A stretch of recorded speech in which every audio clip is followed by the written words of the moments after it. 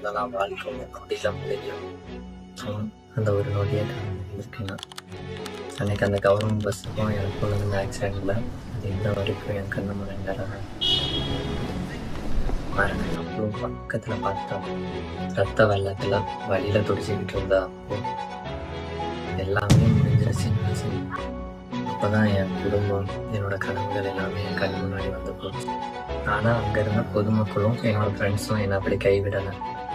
உனக்கு ஒன்றுமே ஆகாதுடான்னு சொல்லி என்னை அள்ளி தூக்கின அந்த கைகள் எனக்கு அவங்க தெய்வமாக தெரிஞ்சாங்க. அப்போ என்னை ஹாஸ்பிட்டலில் சேர்த்ததுக்கப்புறம் என்னோட ட்ரீட்மெண்ட்டுக்கான பணத்தை எல்லாருமே ரெடி பண்ணி கொடுத்தாங்க. என்னோட ஃப்ரெண்ட்ஸாக இருக்கட்டும், ஃபேமிலியாக இருக்கட்டும், என்னோட ஊர் பொதுமக்கள் எல்லாருமே எனக்கு ஹெல்ப் பண்ணுங்க.